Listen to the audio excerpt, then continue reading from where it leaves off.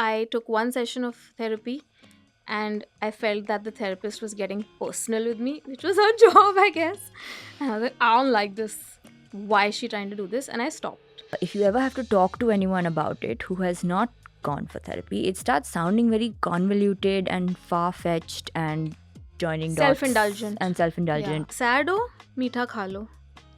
Nurturing चाहिए ना मम्मा की मीठा खा लो. It saves me from maybe manipulation or being a pushover, like I'm a pushover. I could do with being a bit of a pushover. We'll swap. And I remember I was in college when she began her journey, and she used to keep telling me that you should meet Dr. XYZ. You should consider medication. You should do that. It was impossible to even think of it. Like, I thought, I was like, what is wrong with me? Why would I do this? I don't realize that a lot of things I do are self sabotage, like proper A grade self sabotage.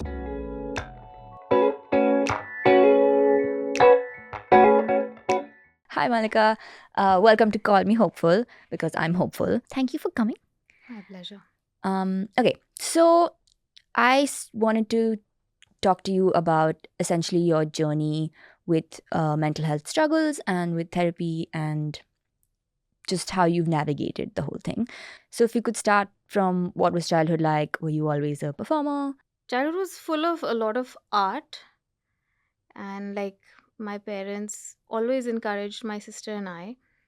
So they met because they connected because they both sang, okay? And they discovered that their kids were not tone deaf either. So they made sure that we sing all the time and we're on stage. And as always, public speaking or drama or like debate, I was always on stage. I was very poor at cracking exams. At home was I we were lucky we had both our parents at home after we came back from school. So, no complaints childhood wise. This is the answer I give when someone asks me first. But when I'm in therapy, what I say, I tend to get pulled back into childhood. And I realize that a lot of things that affect me today are things that were unresolved when I was a kid. And a lot of the way I see the world is because of the things that happened when I was a child. People sometimes see that as blaming your childhood, but it's Hmm. actually just being like, that's what it was. And of course, it'll affect me because that's what was happening around me. Yeah.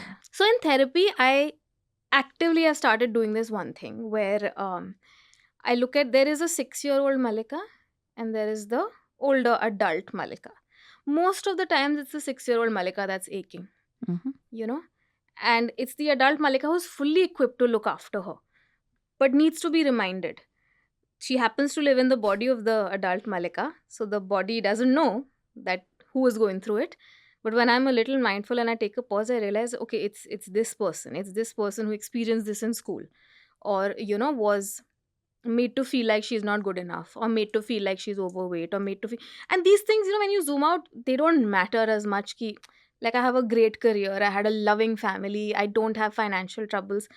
When you zoom out, they don't matter. But when you're living them, Mm. तो वो तो है, I'm living my life only, I'm not living anybody else's life. So yeah, so childhood there was no traumatic event. Certain things that I would feel were not phases that were gonna go away. Mhm. You know, this was just the way I felt. Like, especially when I was in college, I was in the US for 4 years, and I would brush a lot of things off as homesickness, as being in a foreign land or like an alien place. And again, all of this comes across as very privileged, but I'm purely talking about how I felt inside. Mhm. It doesn't matter what's going on outside. Actually, you know what the thing is, Ira? I look at childhood with very, very rose tinted glasses now.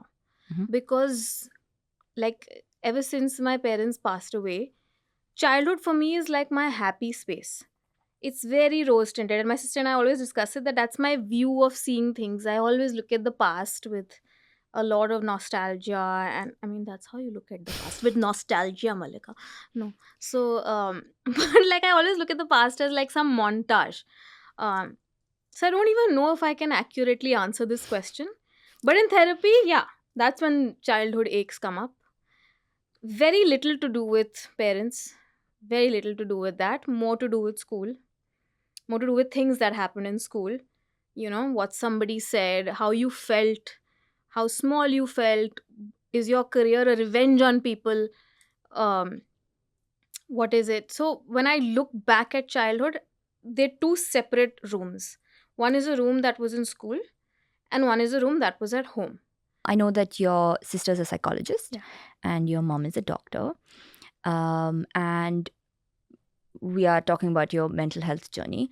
So, did that play a role in, how you navigate, how you understood it, how you saw it?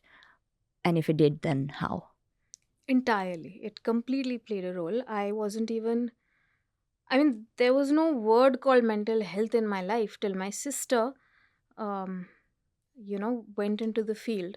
And I remember I was in college when she began her journey, and she used to keep telling me that you should meet Dr. XYZ. You should consider medication. You should do that. And I used to, at that point, and this is like a long time ago, these are not social media times.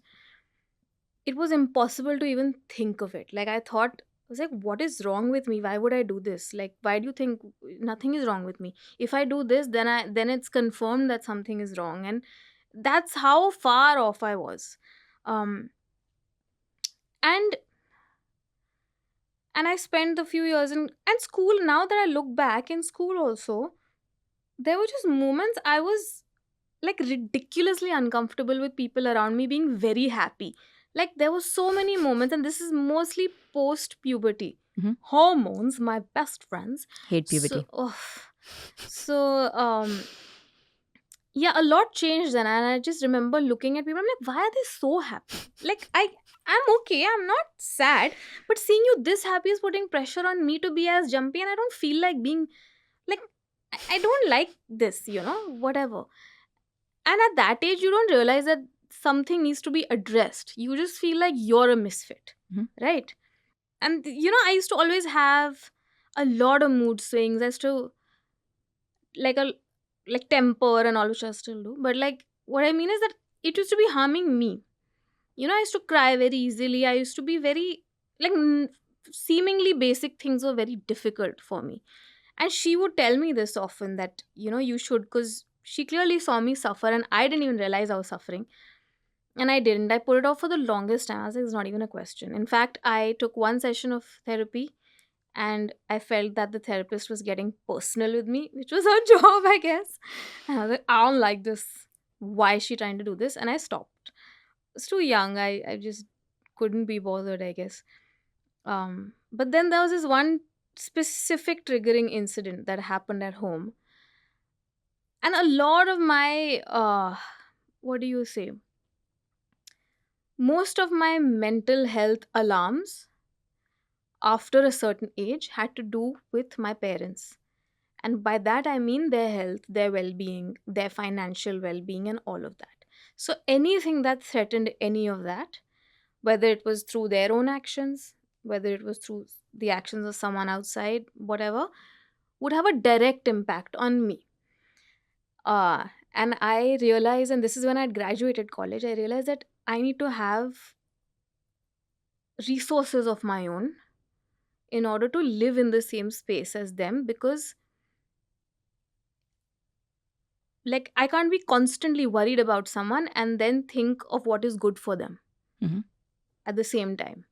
um but yeah, so there was this one particular triggering incident with my dad's health, and after that I realized that my reaction is not something that is conducive to finding a solution. Mhm.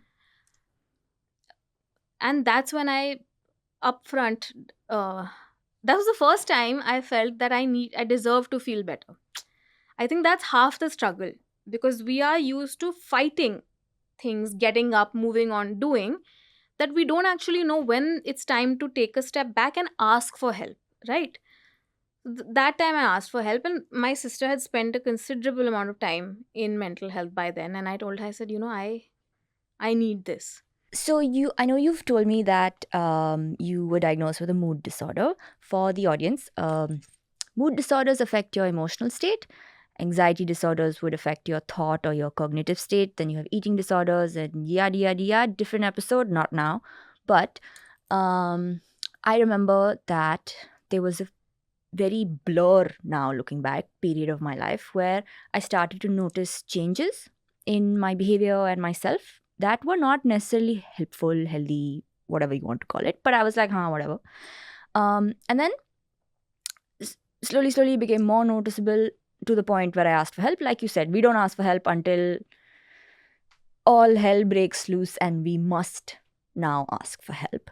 Um, and it takes a little while to get from a place where things start to impact you to finally, in an articulated verbal sense, accept, acknowledge, realize there is something not okay. Hmm. Um, so, can you tell us a little bit about the thoughts, the signs that let you know that that there was something wrong, that you needed to ask for help, and then getting the diagnosis and then acknowledging it and accepting it, and that. My own life had become difficult, like it was working against me. And I don't mean this in a very extreme way. I mean that the day to day, which is supposed to be doable, right? Like someone, I mean, it took a long time to realize that this is your brain telling you this. It's not actually like this. That if someone has not returned your call, it doesn't mean they hate you. Like, ऐसी चीजें. But they don't, and it's easy to label a behavior, na? Like, you're so insecure, you're such a diva, you're such a this, that. Labeling is the first step, right? But understanding is what happens later. And I realized that I will not, I think at the core of this, na, was the desire to, because see, one is what is happening with your mental health, the other is your life is also going on Still happening. parallelly, right? You still have goals, you still have ambition, you still want a love life, you still want all of those things, you're still living a very worldly existence. So that was going on side by side, and I realized I wasn't doing too well at it. Like I was surviving. And see, I also believe that whether it's depression, whether it's anything, it's also what makes you, these also reminders to look within, right? And all of that. But the day to day was just not up to the mark. And I realized I wouldn't be able to, I didn't want to live like that. I had a lot of goals for myself. I wanted to do things. Like I had severe body image issues, like major underconfidence. I had constant fear of doing things, like basic things ki, or just after a certain age that fear just sets in ki mom dad ko kuch ho jayega, which happens to every young adult. Once they, that point where they realize, oh, our parents are not forever, or our parents are not like, what do you say, disease proof or whatever. And I think I got very obsessive and compulsive about it, and I use that word very carefully. I don't use it loosely. um so yeah, I think what I realized was that I was spending more time being very unhappy. And by unhappy, I don't mean that I wasn't like yay, but I was severely just not participating. Like from the outside I may have looked like I was, but I wasn't. And I knew that if I just want to be able to deal with life, let's just say, as an adult, which would require me to work, which would require me to be a little strong, be a little cognizant of what's happening around me in my house, but also be able to fight that and find solutions to that. So that's really what I realized. I wanted to not perceive everything as an attack around me. Can't say I'm there 100% because I decided to pick a career on the internet where everything is mostly an attack. Um, but yeah, that's when I decided. And I think I have to give a disclaimer. My sister, the person closest to me, was the person holding my hand and telling me to do this. So the entry barrier for me for therapy was just nothing. Mhm. You know, there was no trust issue that I had with therapy beyond a point. There's nothing wrong that my sister would suggest for me. So I think that I was very, very fortunate that I had that. And it still took you some time. It still took me a long time, but once I decided, and I met a psychiatrist, post which, when I was diagnosed with a mood disorder, like, I'm condensing the timeline of things, but that's when my journey began with therapy and with medication. And I say medication just for myself. Like, I I'm very, very grateful I started medication. I don't, like, I'm nobody to prescribe anybody anything, but very grateful I started, because I was able, like, the world around you doesn't change. You just become a little strangely, you get a better grasp on it, let's just say. And anyone who begins a mental health journey is anyway looking inward, Mhm. which is, I think, 70% of the work, right? Or maybe 80% of the work. Because outside nahi change hoga itna. Even if mental health is systemic, I have a slightly pessimistic take on what happens outside. But now when I look back, before every exam, I would just be sitting with my books the whole day. It's not like I was doing anything else. I was sitting with my books, planning, I will open, I'll finish this. And I would just never do it. The modern day version of that is sitting in bed and saying, I will get up, I will get up, I will get up, Are, I will get up, I will shoot that video today. Right? It doesn't happen many of the days. It doesn't happen. And now I realize that, I don't know, was it anxiety? What was it? That same feeling. Because, some people are just not, their mind is not in padhai, they're doing other things. Ki ye to bada naughty hai, ye khel raha hai. I wasn't even that. I'm like, I wish I was that. You know? At least I would know what I don't like. But here it's like, you feel this weird inertia that you cannot explain. And this happens to me in my work also. Every time the expectation is a lot out of me, I freeze. So I think I was just frozen, I live in fight or flight anyway, and freeze is my favorite mode. So now when I look back at childhood, I was just frozen a lot of the times. A lot of the times. Once you start doing therapy is when you start to make these connections and when you start to realize these things. And if you ever have to talk to anyone about it who has not gone for therapy, it starts sounding very convoluted and far-fetched and joining dots Self-indulgent. and self-indulgent Yeah. and joining these dots. And I think when people hear specific anecdotes or specific things in how a connection actually impacted your day-to-day life is sort of when you start to see why it makes any sense. Like you said, you were realizing that your responses, your reaction to situations was not helping you find the solution that you wanted.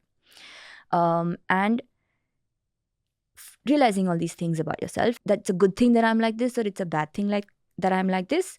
It's okay, I behave like this. In these situations, it's a good thing. It helps me stand my ground. Yeah. It saves me from maybe manipulation or being a pushover, like I'm a pushover. And on the other hand, you realize that it's not helpful sometimes when you are not actually being attacked, but you feel like you're being attacked. So Hmm. that's when you want to be able to. I could do with being a bit of a pushover. We'll swap. Thoda sa I could be a We'll swap. pushover. Yeah. But I'm assuming all of this happened after the therapy and through the therapy. Yeah. And I wanted to ask you about your therapy journey because I know you told me you had 3 different therapists and Yeah. they all had different styles. So I think the first step is to know that there's different kinds of therapists. When we say therapy, we tend to put it in an umbrella, right? Like when you speak, like you are interested and invested in mental health, as am I. You are professionally into it. I'm closely related to someone. So we will always want to have a deeper understanding. But when I speak to people outside and they're like, मैंने therapy की यार, मेरे लिए काम नहीं की. मैंने try किया थोड़ा, but नहीं, मैं open up नहीं कर पाती. Like whatever. And because I've tried a few therapists, I've realized that people are very, very different. There are different ways of training. There are different ways of being a therapist. Like some people have an approach where in that 1 hour session they will not say a word and they'll say, okay, thank you. And I'll be like, hello. Then there are some people who will constantly cut you off and I'm like, bhai, main ja rahi hu. And they will make everything about, they'll try to, okay, I'll just give you examples. The first therapist I spoke to, I was too young, I was not interested, so I ended that. The next therapist, and I should highlight here that um when my career in this abstract field of comedy and social media took off, I moved to Mumbai. And that's the first time I experienced, like, I was diagnosed with and experienced, obviously, anxiety, and started medicating for it eventually. Because, again, the stakes suddenly became high, right? Like, everyone had an opinion on you, your name was being flashed. And I had a couple of incidents also which came out in the public and just became very nasty, and there was Twitter and all of that, and that's when anxiety became. And back then, you're young and you have a lot of coffee and you sit, you don't realize you're supposed to have coffee and exercise and expend that energy. So yeah, so there was anxiety, there was a mood disorder, there was all of that, and there was a lovely booming bubbling career Mm. and a new relationship. So life was happening side by side. um Good things also happen side by side. In fact, it's when you are wrecking the good things that you realize that you need to seek help. um so I decided I need a therapist to talk about things, and the one therapist I spoke to, like, I did not, because I think I'm very self aware. So if anybody, and this is again, I don't want to use the word authority, but I like to be understood, I don't like to be explained, you know. Like, if your feedback is coming from a place of understanding, I get it. If it's coming from a place of, like, if it's pedantic. So the therapist I started working with was also someone who was very keen to be active on social media. And I felt that I could not connect with that public side, um because I had a very old school version that if you're a therapist, you have to not be, you have to be neutral and all of that. um and I found that that particular therapist was cutting me off and trying to sum up what I was saying. I was like, no, that is not how I'm feeling. I'm a little deeper than that. Like, or I want to understand a little better than that. Now when I look back, had I been patient, I don't know, like, you're not supposed to get along. A therapist could be perfectly nice and a client could be perfectly rational, but you could not get along, and that's okay. And then I didn't do therapy for the longest time, biggest mistake, you know and made a lot of mistakes during that time. What therapy does is, now, for me at least, it's a check-in, especially in today's age, because my mind doesn't talk to me as much. um and nor does my body. There's just, what happens is that one fine day there's a crash and I fall very sick, and I literally physically symptoms happen when I realize ki, oh, all of this was going on with you. Like, we may think it's fever, we may think it's dehydration, we may think it's god knows what body ache, but it's always something here for me. And yeah, so when I look back at my pictures from that time, when I look back at my social media behavior, I used to be a very angry person. And I think anger is good, especially for women. Anger is great. We should be angry, and we should learn to express our anger unabashedly. And a lot of times I have realized when I'm very angry, it's actually a big fat cry that's wanting to come out of me. And when I do that, and then you realize, oh my God. Because when I see my toddler, I have two nephews, okay? One is a toddler and one is a 3-month old. And one just throws a tantrum and the other just cries for everything, and I'm like, we unlearn this, and obviously we can't do this anymore, but it explains a lot why we need to from time to time. Like, with my nephew, my 3-year-old nephew, if he's angry and he, like, throws something, and his mother, my sister's like, say sorry. So he won't mask and he won't be like sorry, he'll say sorry. So he'll keep the anger, but he'll say the sorry. So somewhere he's not learned that social behavior of कि ये नहीं करो या ये suppress करो या ये छुपाओ या ये दिखाओ. I think therapy creates that safe space within boundaries, of course, where you can just be very, very vulnerable if you find the right therapist you trust, of course. So this did not work out for me with this one therapist. Did not do therapy for like a good 2-3 years. Made a lot of mistakes, was not connected to myself, not checking in. um and then I decided again that I was like, dude, I luckily I have this strong need to feel better. I'm very lucky that I have that switch inside that tells me, listen, please feel better. So I started exercise, and which was a big thing that helped me. I've never been athletic, never used to exercise at all, was gaining a lot of weight, aching a lot. And when I started exercise, I realized that I feel a little better. And that's when that self sabotage percentage reduced a bit. And I said, okay, it's time to go back to therapy. Mm. And then I met a therapist who I thought was wonderful. And I met her in person for a year. And then COVID happened. And then I started virtual therapy. Mm. And when it became virtual, I realized that it was better for me. It was more habit forming, because for me, the more layers you have, the more friction you have Mm. between me and an activity, the less likely I am to do it. So if you're going to make me experience things like getting ready, putting on a bra, experiencing traffic, three things I hate, then like you've lost me. So yeah, I was very regular with therapy. Pandemic happened, got even more regular. 2021 happened. Mom, dad passed away. Was very grateful that I was on medication anyway. Not like it changes anything, but during the phase when we were losing mama, I was on SOS anxiety meds. Mm. But when I got COVID myself, I had to get off them because they would apparently interfere with your saturation and this that. Then we lost dad. Now throughout this, na by that time, I had a very strong desire to come out of this, like survive it somehow. And I've realized my cries for help internally are always anger. And I've realized that my anger needs to release. It doesn't vanish. It never vanishes. If I suppress it, it's going to come out like triple fold. So then I discovered boxing and ruined my shoulder. But then I would box to release my anger and do therapy and eat a lot of dessert.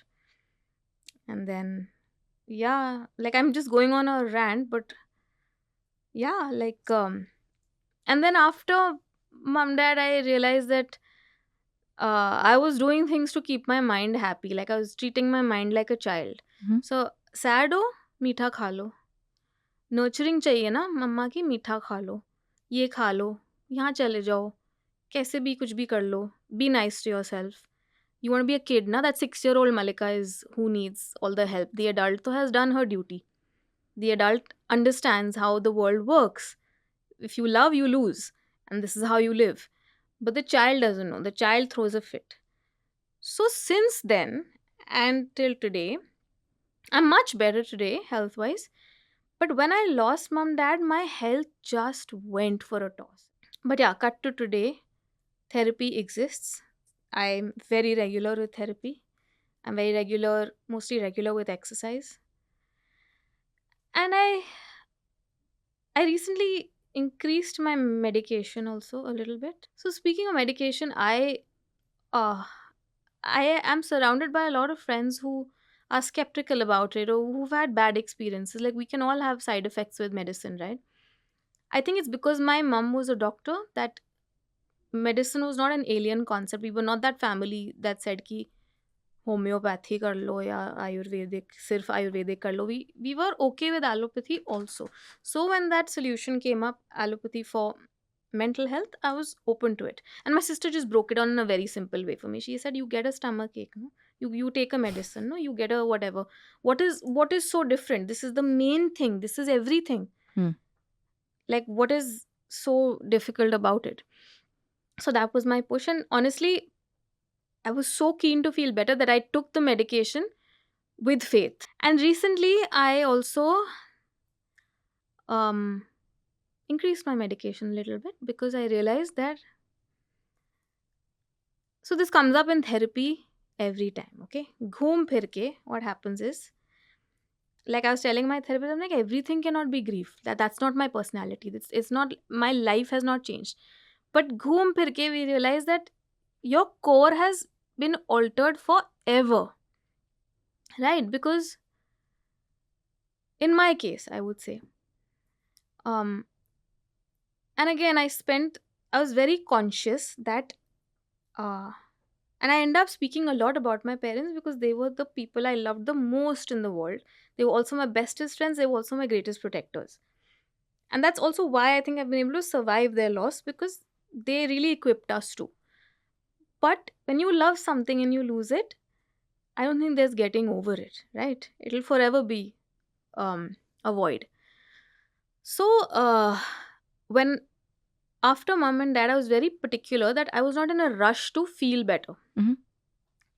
I knew that if I drown myself in work or drown myself in substance abuse, in anything, I think sugar was the worst thing I did to myself. But otherwise, I was very conscious that I don't fall back on anything to feel better. So I was very particular that I don't want to take any medicine to not feel the way I do, or, like just take on a lot of work or start drinking, start whatever. I didn't want to do any of that. I was like, "Ki dard hona chahiye. It's love tax. Pay it."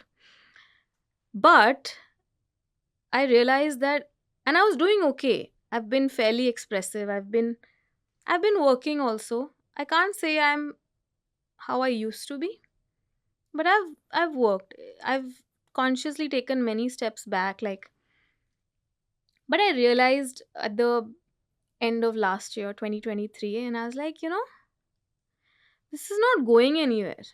The void is not going anywhere. But do I want to have 80% of myself in the past and 20% in the present and 0% in the future?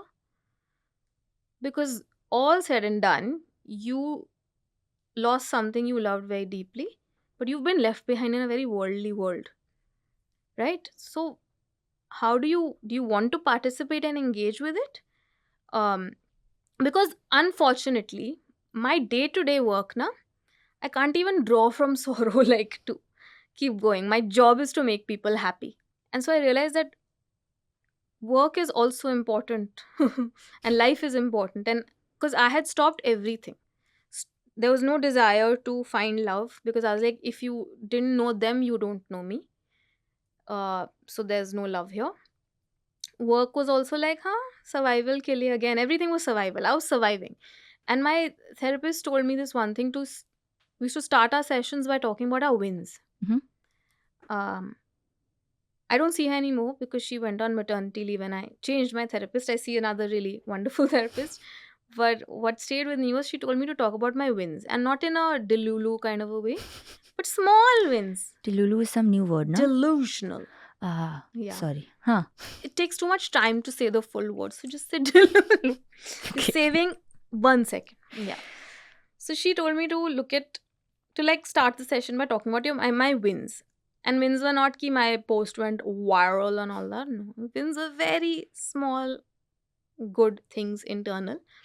Um, so I told my psychiatrist, I said, can I come for an evaluation? Because I feel I've done well in terms of being able to live every day with grief, all of that, but like, being able to survive every day. Hmm. I have not gone down very bad, barring like many health problems. I've not relied on any kind of behavior to really like escape this situation, but I feel like I'm not able to participate in the world, Hmm. because my core is like irreparably shaken forever, and now I feel I need help. Um, and so I went and I got evaluated and whatever, all of that is, and then I increased my medication to be able to look at life in a certain way, and I can't say that something changes overnight, but in my case, I just start obsessing over um, what went wrong a little less, Mhm. and yeah, like feeling a little less afraid of the future. What happens is now you lose interest in the future. So, what my medication does for me is it helps me not have the symptoms that stop me from able to get up. Hmm. Right. So, if I can't get up, then I can't work on myself. I can't go for therapy. Like you said, if I have to put on my clothes and get into a car and go for that session, I have to be able to get up. Yeah. And so, for me, what the medication did is reduce the symptoms enough for me to be able to show up for that therapy session, for me to get out of bed and brush my teeth and eat my food. Otherwise, I was not being able to do that. um, and it's not like, so for me specifically, it's not like it's going away anytime soon. It's learning to cope with it, and the medication is helping me. um, and so right now I'm fully functional, I'm in remission, I'm doing well. um, but I have to stay on that medication, otherwise it won't be that way. Mm. um, and so um, the thing is, a lot of people feel like this is a chore, I have to keep working on myself, and it is. It's my favorite show. I was going to ask you because I wanted to Such a narcissist, तो मुझे तो बहुत अच्छा लगता है. ask your opinion on it, because what I realized is I like working on myself, Hmm. because remember you were saying about how the depression, the low moods, all of that is a sign, right? It's your body or your mind telling you that something's not going well or whatever it is. So um, if you are doing things to counter that, you are naturally doing things that will make you feel better, make you live happier once you figure out what those things are. So, actually, working on myself, once Hmm. I break the self sabotaging habit or Yeah. the conditioning that I've gotten used to, it's actually things that I'm enjoying, that are making my life good. Yeah. I wanted to, I wanted to ask you about, I don't know whether you would call this phase in your life remission, or, not necessarily get technical, but say now you're in a place in your life where you've become more self aware, where you are more than just surviving. And when you feel like you're surviving, you ask for that help, Hmm. whenever, whatever it is. And so, through the years of therapy, through whatever you have learned about yourself, it's not going away, Hmm. but that does not mean that you can't have a completely fulfilling life. And so I wanted to hear about now and the future in terms of how you are managing. And, I love what you said about I want to be healthy, and I'm going to do what I have to do to stay healthy, Hmm. be healthy. Which is, I'm so happy for you, because uh, that's a big part of self sabotage, right?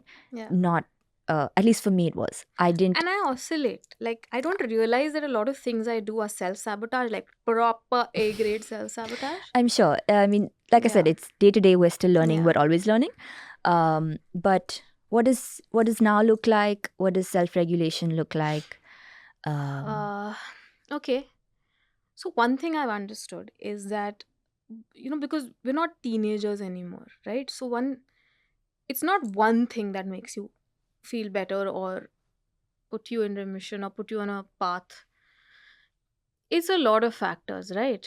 You can't just, the way we say that you can't go to the gym and then only eat rubbish and then expect to get results. I've realized that it's a lot of things that we do that will make you feel better. So my therapy has to be friends with my sleep, has to be friends with my exercise, has to be friends with my diet, has to be friends with the company I keep, how much screen time I have.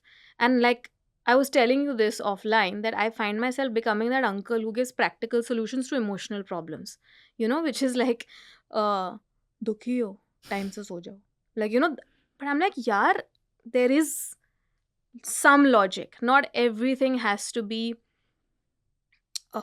yeah, you discuss it, you process it, but a lot of it is the body.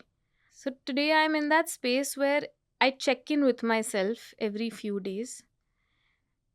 I would say, the problem is, though, I get very upset with any health problem because it sets me back. For me, it's very important that my life is at least मैं gym जा रही हूँ, at least मैं ये कर पा रही हूँ. The minute I fall sick ना, I can't do anything. So I'm still struggling with uh, being okay with any health problem. But mental health specifically, I'm deeply committed to feeling better. So I know that if I'm very angry, like more than usual angry, this is going to end in a cry, a big cry, and things will come out that I'm clearly not able to express with anger. I really talk to myself now, and now I realize patterns, and I'm like कि कुछ एक चीज off हुई है, and now you're going to base your entire day on this, as opposed to, can we just take 1 minute and see it as a problem that needs to be solved, and how do we solve it? Because I found that for someone who has such a great sense for power, I'm constantly giving my power to everybody. Here, walk all over me, here, make me feel like shit, here, ruin my day. And again, I don't mean this in an abstract way. Like, it's not about victim blaming yourself that you are giving your power to somebody else, but it's more like, can I find the solution from here instead of uh, kind of begging for it on the other side? So I do a lot of things to feel better, and I also have reason to. I realize that one thing is that you already live with mental illness, and coupled with that, you have life altering trauma and grief. You don't have a fighting chance if you're not fixing things in your life yourself. You don't have a fighting chance. Like, could I could go down a very different path, right? Every day, even the days I feel better, I'm still on. I don't know, right? uh because my body doesn't know it's not summer of 2021. My mind knows, my body doesn't know. So if I enter a hospital, my body still thinks that I'm coming to admit my mother, or I'm coming to discharge my father, or whatever it is. So I am very conscious of the fact that ये और ये हमेशा बात नहीं कर रहे, तो आप हो वो conduit that. And I don't know आप क्या होता है, but like, yeah. So now I live every day. Also, I'm not scared. Like, my sister told me this. Like, when again, I think I'll end up referring a lot to my parents, because it's a big event in my life that has happened, life altering. Like, they were the best things that happened to me. So everything is related to that, and I was very lucky that I was very deeply loved by them, which is why I feel that I am so committed to feeling better, because it's the first thing I said, that I need to live, I need to love myself the way that those that loved me the most loved me. um, and that's a huge undertaking, because I was bloody loved. So I better give myself some portion of that love. um, so now I realize that my body will not always know what time it is, what day it is, what year it is. It may think, in fact, most days it gets up completely frozen. Like, a lot of people ask me, you don't post as many videos anymore. I'm like, buddy, please try to understand that my entire core is inside out. So while I may have the skill and the practice to churn out the work that I do, it's not going to be as spontaneous. It's not going to, like, I'm not, like, we've all come back with a vengeance, right? Post COVID, post pandemic. But some of us have come back at half capacity. So I think one thing I told myself every day, and yeah, so the week or the month we lost mom, I used to call up my sister, and because you ache so bad, right? Like, when you're like fresh, the fresh ache is something very different. I was like, I should be like, Bakul, I can't feel okay. She's like, it's okay. Like, you don't have to feel better. There is no reason to feel better about this. You know? And since that day, something changed in me. Now I have days where I feel really terrible, and I'm like, I will feel terrible today. बस यही है. हर दिन खुश रहना, कूदना, ये period में white कपड़े पहन के जंप कर रहे हैं, या छोड़ अपनी फिक्रें खुश हो जा. That is not life. you Some know days are allowed to be cancelled. Acceptance is life. Everything will happen to you, you will have to accept it.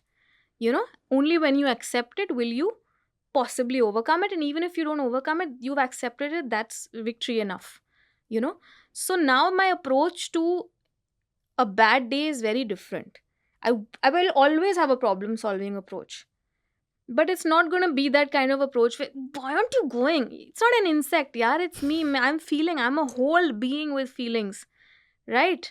So I will feel things. So I think the contrast between me a few years ago and me today is that the me today is absolutely okay with feeling her feelings, is absolutely not going to shame herself, is not going to gender stereotype herself, is very in sync with what phase she's in as a woman. We are four different people. Every week I'm a different person, basis where I'm at in my cycle. So I understand that it's not just, you can't label somebody. You have to see what's happening around them, what's happening within them, you know, what they fear might happen to them, what has happened to them. We are made up of all of this. So today I'm that person who carries all that data and information, data, wow, within her. And ऐसा नहीं है that you don't have, like I struggle a lot even now, when I don't mean that struggle, but what I mean is ki struggle, like I'm my biggest It's enemy na. effort. It's No, work. and I'm my biggest enemy. So I struggle with myself. So I struggle to overcome my demons. So yeah, that's my space, and I'm very aware. I think I'm still having a not hard time, but it's still gonna take a while to fully accept that there will be days where I will not know what went wrong, but ठीक से नहीं होगा कुछ भी.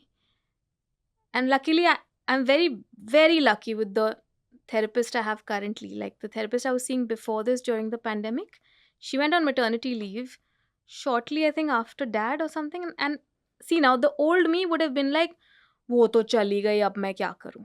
The new me was like, I need to find another therapist. ऐसे होता है life में, come on, you know, find another therapist no matter what. And I was committed. And even during that phase, I spoke to 2, 3 different people, and I'm like, my God, this is not working. But I was like, I will not stop till I find someone.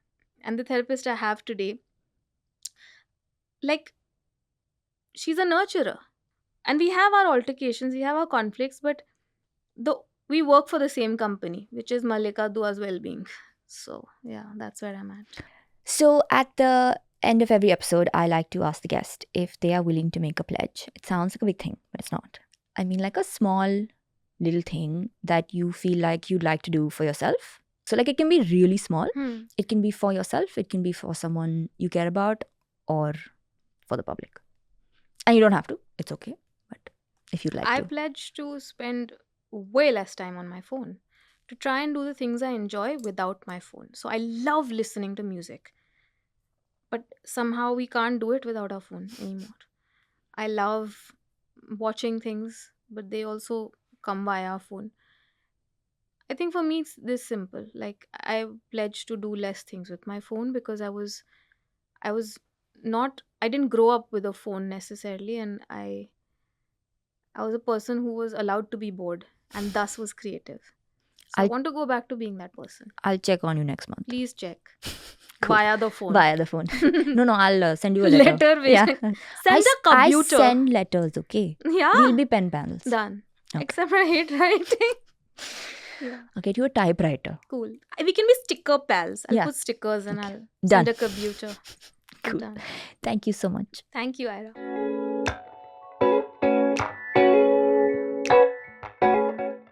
Hello, this is Ira Khan, and that was Call Me Hopeful with The Swaddle. To listen to more such episodes, subscribe to The Swaddle on YouTube, Apple, Spotify, or wherever else you get your podcasts from.